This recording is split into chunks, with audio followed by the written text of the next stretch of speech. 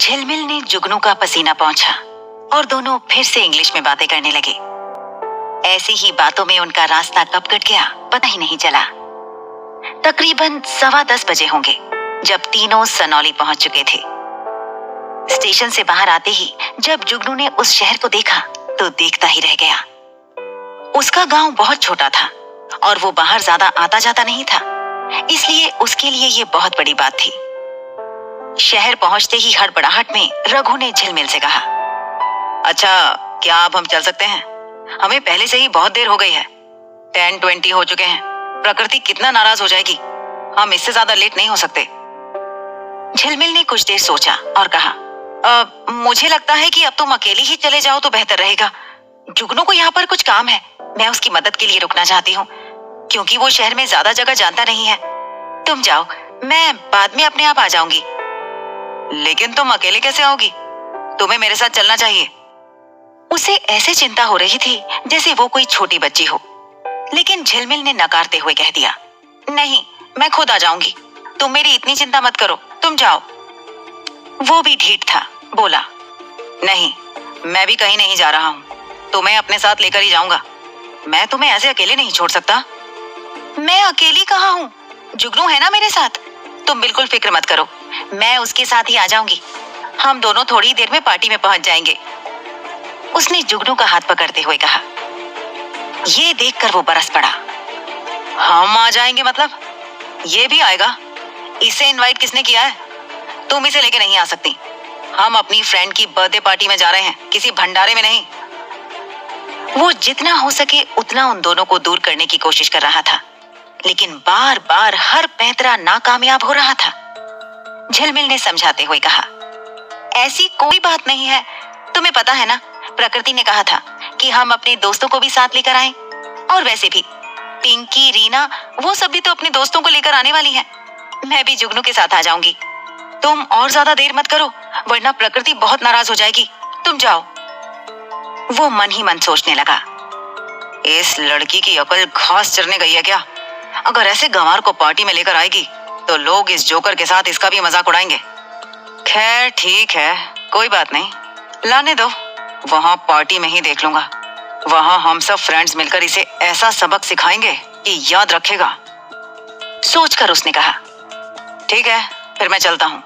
अगर तुम्हें किसी भी हेल्प की जरूरत हो तो मुझे कॉल कर लेना। जाते जाते भी उसने मुड़कर जुगनू की तरफ देखा और मन में कहा, इतनी आसानी से तो मैं झिलमिल को तुम्हारे पास नहीं आने दूंगा। अभी तुम देखो मैं आगे क्या क्या करता हूँ। उसके जाने के बाद वो दोनों थोड़ा आगे निकल गए। झिलमिल ने बातों ही बातों में जुगनू से पूछा, अच्छा तुम यहाँ सिर्फ अपना सोना बेचने आए हो या फिर तुम्हें कोई और भी काम है? जुगनू ने नामे सर हिलाया और कहा, नहीं, मुझे और कोई काम नहीं है। क्या तुम्हें यहाँ कोई अच्छे सुनार की दुकान मालूम है? कहाँ होगी? सुन के झिलमिल हंसने लगी। जब भी वो हंसती या मुस्कुराती थी तो जुगनू उसे देखता ही रहता था। उसके गालों में 2 गहरे डिंपल्स की वजह से उसकी मुस्कुराहट और ज्यादा प्यारी लगती थी। उसने कहा, अरे बुद्ध, आपका फोन सोटरेज से बाहर हो जाएगा। अब सफाई दो, इसीलिए तो तुम्हारे साथ आई हूँ, क्योंकि मुझे पता है तुम शहर में ज्यादा कुछ जानते नहीं होगे। ये सुन वो थोड़ा सा शर्माया और कहा, थैंक यू। झिलमिल ने जरा सोचा और कहा, एक जगह है जहाँ बहुत सारे सुनारों की दुकानें हैं, उसे सराफा बाजार कहते हैं। चलो हम वहीं चलते हैं, वहां तुम्हारी चेन अच्छे दामों में बिक जाएगी। जुगनू तैयार हो गया। ठीक है फिर चलो। वैसे वो जगह यहाँ से कितनी दूर होगी?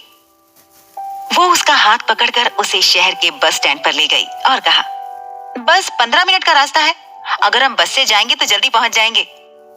दोनों स्टेट ट्रांसपोर्ट की बस से सराफा बाजार पहुंच गए। वहां एक नहीं, सुनारों की बहुत सारी दुकानें थीं और कुछ तो बहुत बड़ी, इतनी कि अंदर जाने में भी डर लगे। जुगनू को लग रहा था कि उसके लिए झिलमिल ने काफी परेशानी उठाई है, इसलिए उसने शुक्रिया अदा करते हुए कहा, वैसे तुम्हारा बहुत बहुत शुक्रिया कि तुम मेरे साथ यहाँ तक आई, लेकिन मुझे लग रहा है मेरे कारण तुम अपनी सहेली की बर्थडे पार्टी के लिए वक्त पर नहीं जा सकी।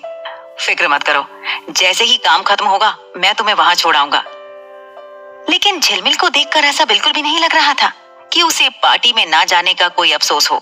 उसने कहा, इतना घबराने की कोई बात नहीं है। वैसे मैं उसे इतने अच्छे से जानती भी नहीं हूँ।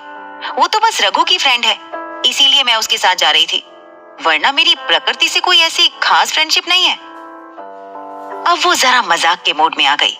उसने जुगनू को छेड़ते हुए कहा, वैसे तुम्हारी कंपनी उस पार्टी से ज्यादा अच्छी है, तो इसीलिए मैं उन लोगों को छोड़कर तुम्हारे साथ रुकी हूँ।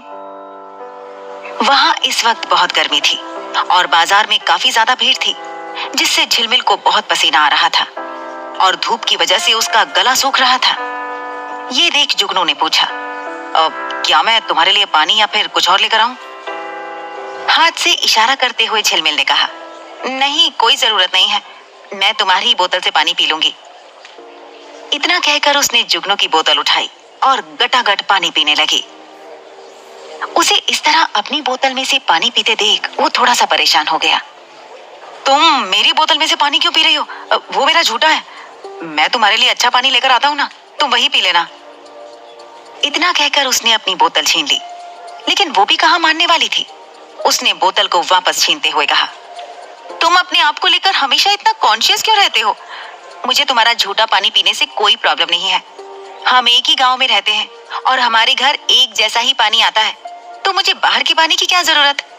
कब से देख रही हूँ, तुम खुद को काफी कम समझते रहे हो। जब मैं रुमाल से तुम्हारा पसीना पहुंच रही थी, तब भी तुमने यही किया। एक बात तुम अच्छे से समझ लो, तुम मेरे दोस्त हो और तुम्हारे बारे में मुझे सब कुछ पसंद है। तुम्हारा पसीना, तुम्हारी पसीने की खुशबू, तुम्हारा झूठा पानी, सब कुछ।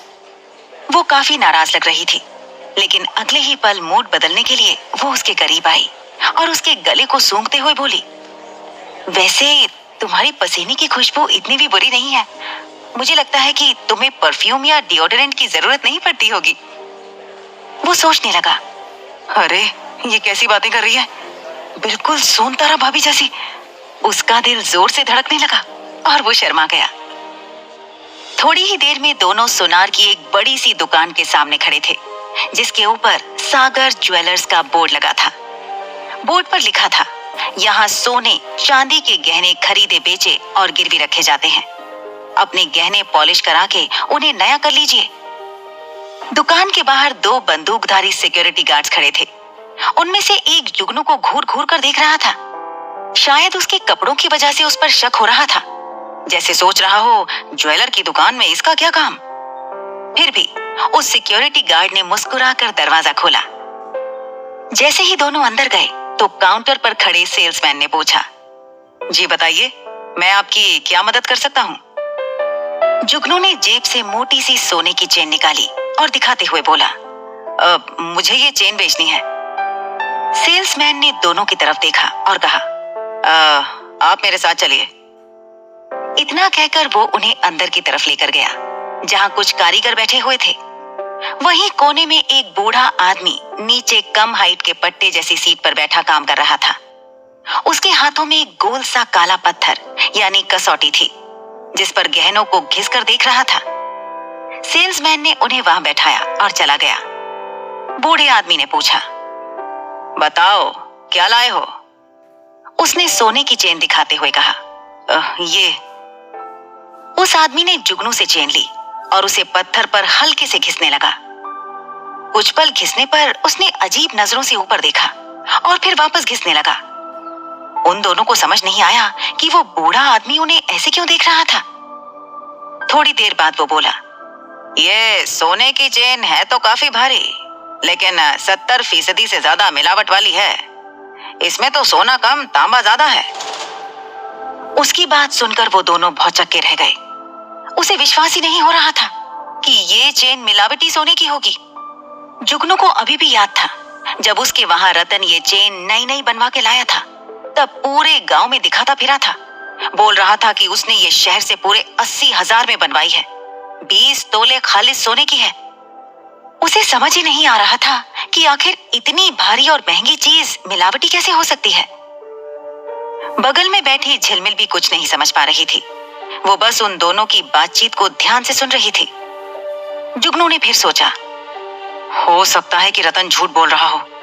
सच में ये चेन 80,000 की है ही नहीं, वो बस डींगे हाँक रहा था।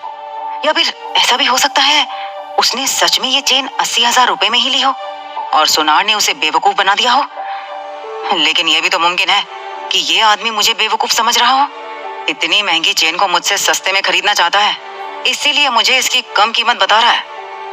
दुकानदार हमेशा खरीदते वक्त सामान की बुराई करते हैं और बेचते वक्त तारीफ।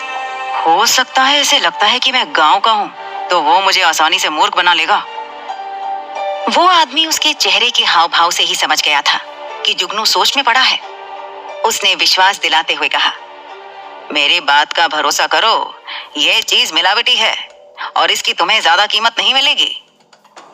उसने झिलमिल को कोने में ले जाते हुए कहा, मुझे लगता है कि हमें किसी और दुकान पर जाकर चेक करवाना चाहिए, कहीं ये आदमी झूठ तो नहीं बोल रहा। उसने भी साथ दिया और कहा, मुझे भी यही लग रहा है, वरना इतनी बड़ी और भारी चेन की कीमत कम थोड़ी हो सकती है। थोड़ी देर बात करने के बाद दोनों वापस आए और कहा, हम थोड़ी देर के बाद आते हैं। वो आदमी समझ गया था कि ये दोनों किसी दूसरी दुकान पर जाएंगे। उसने कहा, ठीक है, तुम जाकर दूसरी दुकान में भी पूछ सकते हो। अगर कोई इसकी ज्यादा कीमत दे तो उसे बेच देना, लेकिन मैं तो इसके ज्यादा से ज्यादा 8,000 रुपए ही दे सकता हूँ। वो इतने विश्वास से बोल रहा था कि कहीं ना कहीं उन दोनों को भी लगा शायद वो सच बोल रहा है। जाते हुए जुगनू ने कहा, ठीक है, तकलीफ के लिए माफी चाहता हूँ। अगर ऐसा कुछ हुआ तो मैं जरूर वापस आऊंगा। इतना कहकर दोनों वहां से चले गए।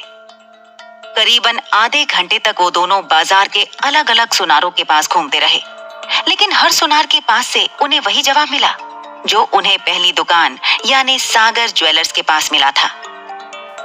आखिरकार निराश होकर जुगनू वापस वहीं जा रहा था।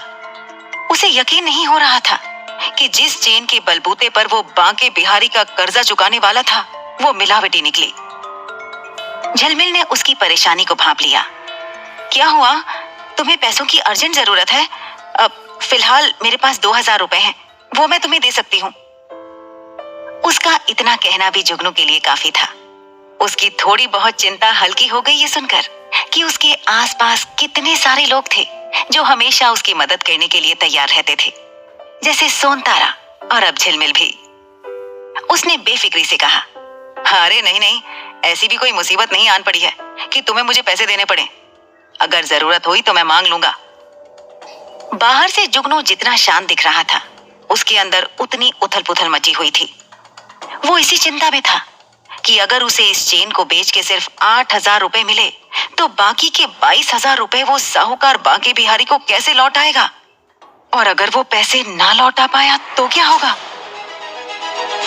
जुगनू बाकी के 22,000 रुपए कहां से लाएगा? क्या पैसे वक्त पे ना लौटाने पर उसे बांके बिहारी की बेटी से शादी करनी पड़ेगी? जानने के लिए सुनिए अगला एपिसोड सिर्फ पॉकेट FM पर।